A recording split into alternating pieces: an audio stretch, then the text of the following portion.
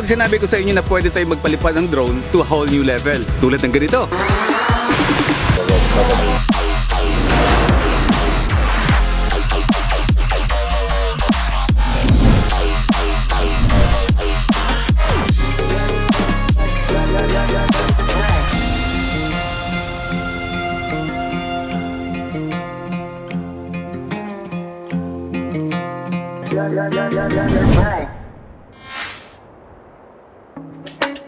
Okay, bago tayo sa full experience ng drone na ito, ay i-unbox muna natin ito. Deserve ng drone na ito i-unbox. Hindi naman tayo bago sa mga drones, pero ito kasi, hindi ko maisip dati na may lalabas na isang drone na 360. Nakaka-amaze na, bakit may 360 na drone? Paano mangyayari yun? Sinong gagawa nun? Pero, technology. Ngayon, nandito na sa harapan natin ang isang anti-gravity A1 360 drone. Ito ay dumating sa atin mga 2 weeks ago.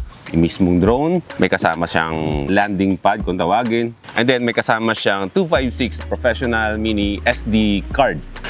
Nakikita ko na to sa internet pero never pa ako nakita sa actual ng 360 drone. Ito mismo, sa internet ko pa lang yan nakikita. So ito yung landing pad na tinatawag.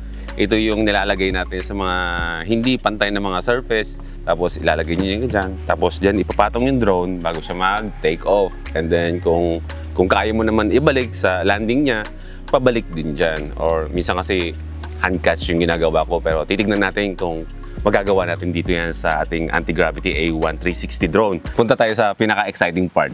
Alam nyo, sa totoo lang, nung una ko itong nakita sa internet, sobrang, paano papaliparin yan? Paano nag-work ang isang drone na ganito? Yan ang malalaman natin kasi after ng unboxing, isa-aaralin ko to at papaliparin natin to para makita ninyo kung ano yung output and footage ng isang 360 drone. Ako excited. Unboxan natin ito sa likuran. Kasama dito kung ano ang kanyang mga inclusions sa loob. First look ng isang 360 drone. Isang bag agad ang laman. Nasa bag agad. Okay, ito yung mga inclusions niya. Mismong drone, yung goggles, yung motion controller, carry case, charging hub, sling bag, high capacity flight battery, goggles battery. May battery din palang hiwalay yung goggles. Tapos battery lanyard, USB cable, power cable, lens cap, propellers, screwdriver, quick reader, at tsaka manuals. Napakadaming kasama, no? So ito palang drone natin is bundle pala ito. 3 ang battery. Okay, check natin. Ano ba bang laman nito?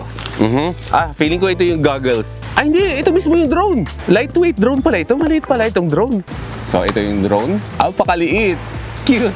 May battery nito pero ang gaan niya, Sobrang futuristic na itsura ng drone. Check natin kung yung battery. Sorry kasi talagang first time kong makakita ng 360 drone. Kumbaga, never ako nagkaroon ng chance na humawak ng drone na ganito sa ibang tao. Kasi ngayon lang talaga. First hand. First time experience. Ito yung battery, kung hindi ako nagkakamali. Sobrang gaan. Ilang sensors meron siya? 1, 2, 3, 4. 4 yung sensors niya. Wait, merong paa. Kasi kanina natakot ako pag ko dumidikit yung lens eh. Merong paa. Ayan. Anong meron? What's inside pa? Of course, the battery. 4 na baterya? Okay.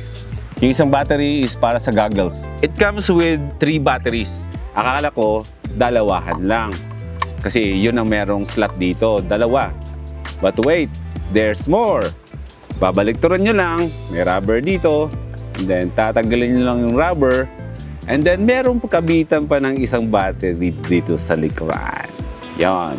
So, 3 battery ang kayang i-charge sa charger na to. Next is the controller. Magiging challenge to sa atin kasi hindi naman na tayo bago sa pagpapalipad ng drone. Matagal na tayo nagdo-drone. Siguro mga 6 years or 8 years na ako nagpapalipad pala ng drone. 8 years.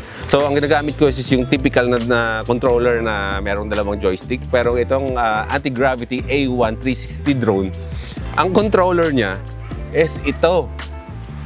Kakaiba. Di ko alam, tignan niyo yung figures niya, yung mga buttons niya. So, talagang wala pa tayong kamuwang-muwang kung paano natin i-operate to. Pero bigyan niyo ako ng panahon, paliparin at i-explore natin itong drone na to. Panibagong approach sa pagpapalipad ng isang drone. Kung ito yung controller, dapat meron kang visuals or monitoring kung paano mo pinapalipad ang drone. Ang monitoring niya mga first timers is goggles. Oh my goodness, grabe naman. Grabe naman, sobrang futuristic nito. Yung isang screen dito is monitoring to. Kumbaga, monitor ng kung ano yung vision ng actual flight ng drone. Hindi ka yan. At kagandahan sa 360 drone, kahit saan ako lumingon, ay nakikita ko yan dahil dun sa dalawang camera sa ating drone. So ito lahat ang nilalaman ng isang 360 drone na bundle. So next, paliparin natin. By the help ng ating kaibigan na si Kcam PH, tinulungan niya tayong i-pair ng lahat-lahat ng mga devices. Gusto ko yung technology pero medyo hindi ako ganun ka-techy pagdating sa mga pairing. Sa isang tulad ko na matagal na nagpapalipad ng drone, hindi pa rin mawala na curious ako kung anong kalalabasan at kung ano ang output at kuha ng isang 360 drone. Ano ang postura?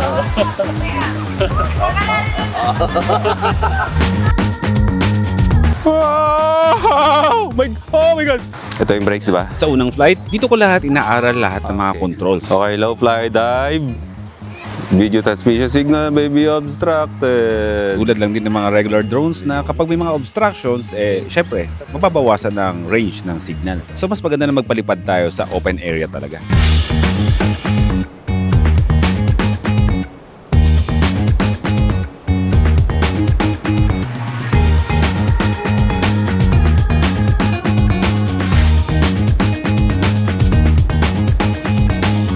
Mag-8 years na nung ako ay nagsimula na gumawa ng mga content dito sa YouTube. At after a year, ay nagkaroon na agad ako ng drone na magagamit ko sa bawat pagta-travel ko.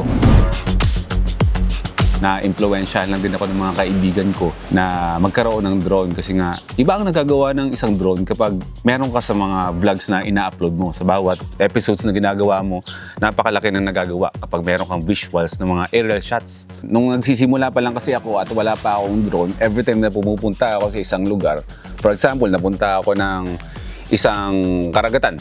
Ang dami kong sinasabi, sobrang todo explain ako kung anong itsura ng lugar na ito. Maganda yung beach, tapos may mga coconut trees dito, and gusto ko yung vibe sa lugar. Mahabang explanasyon. Pero kapag ikaw ay merong drone, kahit hindi mo ipaliwanag, makita lang ng mga viewers mo yung visual, imbis na ipapaliwanag mo sa kanila kung ano yung itsura ng lugar, ipapakita mo lang yung drone footage mo, yun na mismo ang magpapaliwanag sa kanila. May imagine na nila kung ano yung lugar na kinakalagyan mo kahit hindi mo sa kanila pinapaliwanag. And since na lumabas na itong 360 drone, kung pagkukumparahin natin kung ano yung kaibahan ng isang regular drone sa isang 360 drone, malaki ang kaibahan. Pag-usapan natin pagdating sa capturing ng camera niya. Sa isang regular drone, kung saan nakaharap ang camera niya, yun lang ang makakapture niya. Sa 360 drone naman, is iba naman ang approach natin dito sa camera na to. Kaya niyang gawin ang nagagawa ng isang regular drone, pero ang isang regular drone hindi niya kayang gawin kung ano ang nagagawa nito. Dahil nga 360 drone ito, dalawa ang camera nito na hinahati sa dalawa. Yung camera nito sa taas is ito yung nagka-capture ng view sa taas, and then yung camera sa ilalim ay ito naman yung kinakapture niya sa baba. So in short, ang nakakapture ng 360 drone is lahat-lahat. Parang vision natin na tayong mga humans na kapag saan tayo tumingin, titingin tayo sa kaliwa, titingin tayo sa kanan, o sa taas, o sa baba, o kahit saan mo gusto. Meron siyang layang tumingin kahit saan. Meron siyang layang i-capture ang kahit ano. Hindi tulad ng isang regular drone na kung ano lang yung camera, ito yung mga mata natin. Kung ano yung camera, mata natin, kung saan tayo lilingon, yun lang ang makakapture niya. Si 360, hindi. Lahat. So ano nga ba ang isang anti-gravity 360 drone? Okay, pasimplehin natin. Isa siyang drone, dalawa ang camera na sabay nagka-capture ng taas at baba. Sa madaling salita, kaya niyang capturein ang lahat-lahat ng nasa paligid niya. And then bago tayo magpalipad, make sure lang na lilinisin niyo muna yung lens ng drone magkabilaan para makakuha tayo ng mas clear na images. Wala siyang mga dumi-dumi sa video. Pagkatapos linisan, make sure lang na kapag ilalapag din nyo yung inyong drone, is dapat naka-deploy palagi ito. Itong kanyang paa para maiwasan na hindi magasgas ito. Though ito naman ay napapalitan kung magasgas, pero syempre hassle pa yon. Ingatan lang natin para hindi magasgasan. So always deploy yung mga paa. Bago lumipad, naka-deploy yung mga paa. And once na ito ay lumipad na, kusa naman yung titiklop. And then, kung gusto mo nang i-land yung drone, is meron naman dito yung button para deploy ulit siya bago siya mag-land sa inyong mga landing pad. Pero sadyang kapag regular drone ang gamit mo, medyo hindi safe sa mga ganun at medyo hindi swabe talaga. Hindi ko sinasabi na hindi maganda ang mga regular drones ngayon Napakatindi ng pag-angat ng mga technology ngayon ng mga drones. Ang pinag-uusapan natin dito ay pag-level up at pagka-capture ng mga drones. Itong Anti-Gravity A1 360 drone ang game changer. Sila ang unang gumawa. Look. See? Ayan yung controls niya, oh. Lahat naman yan ang controls niya. Yung liko, abante, nandito lahat. Pagdating naman sa design and build quality, very futuristic. Sa lahat ng drones na nakita ko, this is the future. Ganyan ko siya i-describe. Wala pa ako nakitang drone na ganito kaganda yung kanyang itsura. Pagdating sa build, it's made of hard plastic. At matibay yan, pero lightweight. Napakaganda na camera to. Nawiwili na ako magpalipad eh.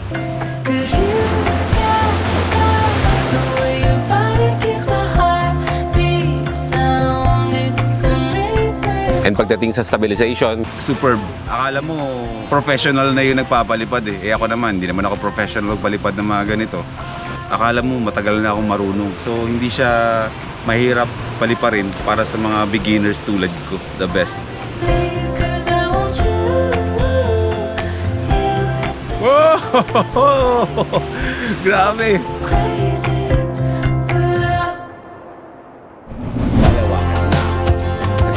pagdating naman sa battery, meron kang standard flight battery na 2,360 mAh. Yung flight time niya is up to 24 minutes. Pero kapag ikaw ay merong high capacity flight battery, pwede mo siyang paliparin ng nasa 39 minutes. Pagdating naman sa kanyang special features, napakatindi. Itong Anti-Gravity A1 is co-engineered with Insta360. At itong drone na to is the world's first ultralight 360-degree camera drone. Ang features niya, this drone eliminates the need of manually frame shots while flying by capturing a complete 8K spherical field of view. Grabe. That can be reframed in post-production. Ang ibig sabihin, sa laptop mo na siya, i-frame. Doon ka na pipili ng mga gusto mong anggulo na gusto mong palabasin.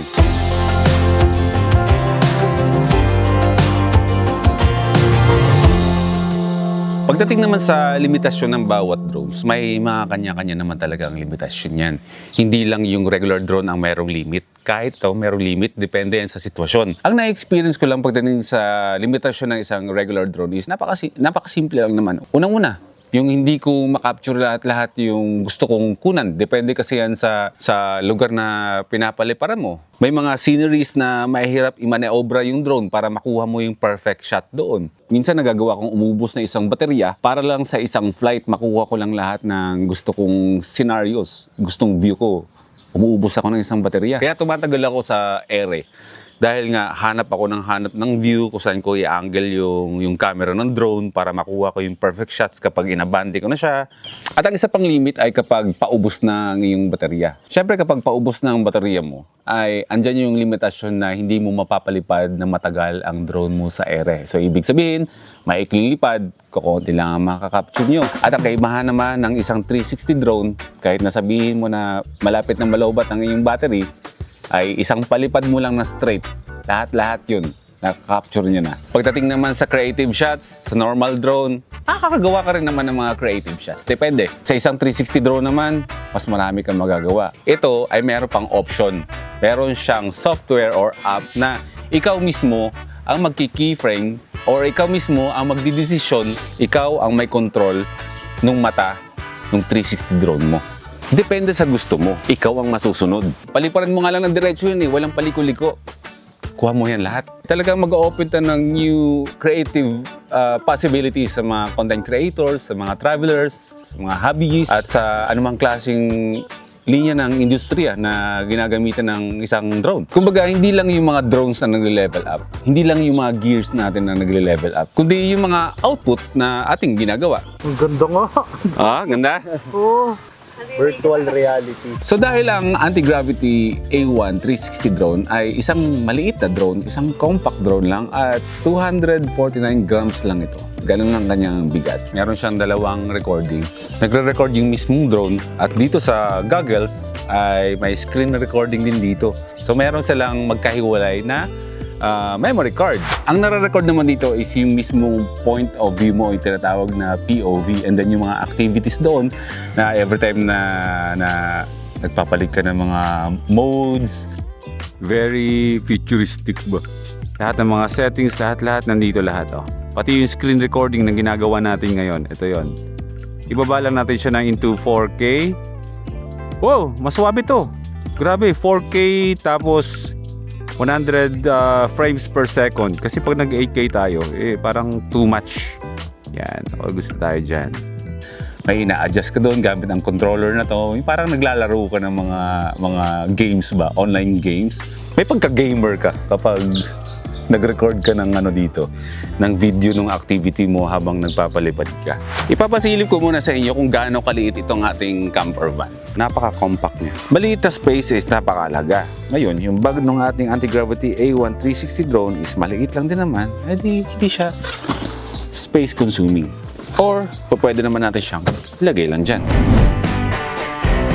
Okay, pagdating naman sa editing, tuturuan ko kayo ng basic lang kung paano i-import and kung paano i-keyframe. So, ang footage ninyo is magagaling dito yan sa memory card ninyo sa drone. Kapag bumili kayo ng Anti-Gravity A1 360 drone, merong kasama yan na card reader kung tawagin dito sa atin.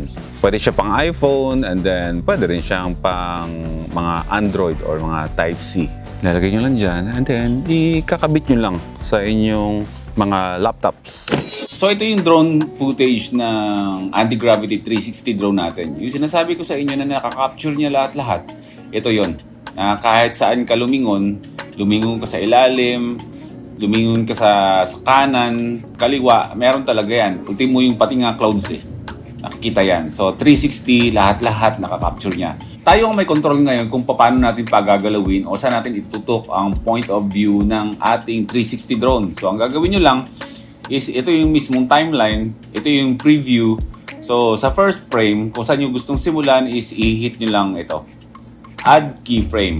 And then lalabas ito at mayroon kang 5 option ng klase ng dimension ng iyong screen. Meron tayong tiny planet, and then meron tayong mega wide. Sobrang wide niyan na i-zoom out palalo, pwede rin i-zoom in. Meron tayong ultra, and then meron tayong dwarf, and then yung linear. Ito yung pinaka-standard na sizing ng mga TV natin or dito sa YouTube. Okay, mabilisan lang. First frame, ilalagay nyo, ipoposition ninyo kung saan yung gusto ninyo na point of view. And then sa unahan, add keyframe. Tapos ilalagay nyo kung anong view ulit, kung saan siya titingin. For example, dito. And then, once na na-play nyo yan from the start ng keyframe, yan. Lilingon yan, pupunta yan doon sa pangalawang keyframe mo. Yan. Diba? Ganyan lang siya kadali. And then, add another keyframe kung anong gusto mo. Tapos gusto mo namang i-wide, no, para makita yung buong part ng island is pwede naman. Yan, lalabas siya, di ba? O mag-zoom out, makikita lahat. So ito yung sinasabi ko, na ikaw mismo ang may control ng lahat-lahat. So wala kang worries. Ang gagawin mo lang, papaliparin mo lang yung drone mo. And then pagdating sa editing, ikaw na ang may layang gawin kung saan titingin or anong movements ng drone mo. Kung familiar kayo sa app ng Insta360 na camera, it's almost the same. Kung tapos na kayo mag-keyframe, di-export nyo na. Pinakataas ito. Export, and then, yan. Sa bitrate, may adjustment din. Siyempre, pag mas mataas, mas maganda. Pero ako, sana hanggang 50 lang. All goods na yan. And then, sa resolution, dahil 8K nga siya, may mga options naman kung gusto nyo babaan yung resolution niya o yung ratio. And then, start export. Click nyo lang itong task center, makikita nyo na yung status ng export ninyo. And then, yun na yun. And then once na na-export nyo na, di i-import nyo na ngayon sa editing software nyo. Ako, ginagamit ko is Premiere Pro. I-import ko yun and then ready na yun para idagdag ko na dun siya sa ine-edit ko. So, super big shout out sa Anti-Gravity A1 360 drone na syempre tayo yung mga drone pilots. Every time na nagpapalipad tayo ng drone is kung ano yung nakikita natin, kung ano yung na-achieve natin sa nakukuha natin na mga scenic view. Meron pa talaga yan na beyond sa nakikita ng ating mga mata is meron pa talaga tayong naiisip na napaka-imposible ng gawin. Pero napakagaling ng Anti-Gravity kasi naglabas sila ng ganitong klaseng drone na yung mga imaginary scenic shots or imaginary camera angle shots natin na hindi naman talaga ma-achieve ng isang ordinary drone ay dito magagawa natin. It's a different world, bro. Wow! Okay, wait. So panibagong experience talaga. When I move it like this and this, it's stable. Wow, it's so responsive. Every little move, it just instantly mad. It's like you're flying. Uy. Ngayon lang ako nakapagpalipad ng ganito na remote control yung gamit. Very responsive siya. Almost kung ano nga iniisip mo, yun yung galaw niya. So, very immersive. Ngayon lang ako naka-experience ng ganito. Solid. Yan ang kaibahan ng isang Anti-Gravity A1 360 drone. Papaliparin mo lang siya ng isang diretsong ganon. And then sa isang straight, alipad niya, lahat na nasa paligid niya, sa taas, sa baba, sa gilid, sa kaliwa, kahit paikot-ikutin mo man ng ganyan yan, makakapture niya. So ibig sabihin, wala ka nang mamimiss na kahit anong anggulo ng lugar na sinushoot mo. So, less stress. Ito yung brakes, di ba? Kailan nga ba natin gagamitin ng ating Anti-Gravity A1 360 drone? Siyempre, sa mga travels natin. Pagdating sa mga scenarios, pwede ito sa kabundukan, sa mga beach, o kahit sa city. Maganda ang kakalabasan ng mga kuha nito. Mas immersive yung feels kapag pinapalipad itong drone na to kumpara sa mga regular drones natin. Para ka nagpapalipad ng isang FPV, ganun yung pakiramdam. Tulad ng ganito. Now you're calling again, sugarcoat everything, but it doesn't make it sweeter. Nakikita niyo yung kaibahan? Meron siyang galaw na hindi tulad ng galaw ng mga regular drones. Everything's easy. Yeah. Hindi po pwedeng maiwan to sa biyahe. Dapat palagi kong dala to. I believe in every word you say, babe. Solid. Now you're calling again, sugarcoat everything, but the truth still tastes as bitter. Panibagong experience, di ba? More? Sige, more! So, kanino ba nababagay gamitin ang drone na ito? Drone na ideal para sa mga travel vloggers tulad ko. Pero hindi lang para sa mga travel vloggers ha. Maraming pwedeng paggamitan nito. Ikaw, hobbyist ka. Or ikaw naman nasa TV production, weddings, at kung ano-ano pa. So, pwede ito. Kahit saan, pwede mo siyang gamitin. Sa madaling salita, lahat ng mga drone enthusiasts magagamit itong drone na ito. Ngayon ang katanungan, worth it ba bilhin ang isang 360 drone na ito? Kung ako sasagot sa tanong ko, abay oo. Kasi gusto kong i-level up lahat ng mga drone shots ko. Gusto kong maiba yung drone flights ko para sa mga viewers ko. Mabilis ang pagbabago ng teknolohiya. Mabilis ang demands ng mga viewers natin na meron tayong palaging ina-offer na bago. Di ba? Kung gusto niyo mag-level up at gusto niyo ng pagbabago, at kahit saan man tayo dalhin ng van life natin, sisiguraduhin ko na dala-dala ko itong Anti-Gravity A1 360 drone natin. The time na sinama ko na ito sa van life natin, yun na rin ang simula ng new level of drone shots natin. Panibagong experience. There you go. Ma-enhance yung mga trips at mga daily moments natin sa kalsada. Dahil completely babaguhin talaga niya ang creative experience natin. It could be glorious, glorious, glorious, glorious. It could be glorious, glorious.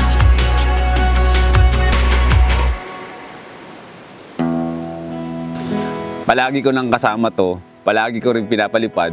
Tapos parang ayoko nang umalis nang hindi ko dala itong Anti-Gravity 360 drone. Kasi talagang parang binago niya yung way of thinking ko pagdating sa aerial storytelling. Hindi naman kailangan lahat merong 360 drone. Pero pag gusto mo ng mas immersive at mas creative shots, maaaring itong drone na to ay kailangan mo. Okay na meron tayong regular drones, pero mas okay kapag may 360 drone.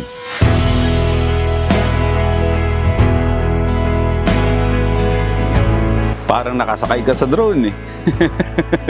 Parang nagdadrive ka ng parang ikaw yung mismo nagdadrive, parang ikaw yung lumilipad mismo. Parang nakasakay sa drone, ganun yung pakiramdam. Solid ba? Sarap!